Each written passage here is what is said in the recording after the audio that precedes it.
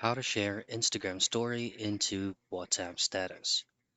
Now in this video, I'm going to be showing you how you can share your Instagram story into your WhatsApp application status.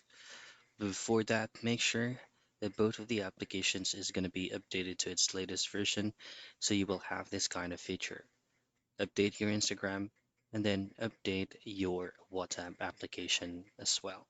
So it's going to be WhatsApp Messenger, which is going to be this one right here. To open up your WhatsApp application. And before you can do this, you'll have to wait until your Instagram story has been fully posted. So let's just try to post a random story right here.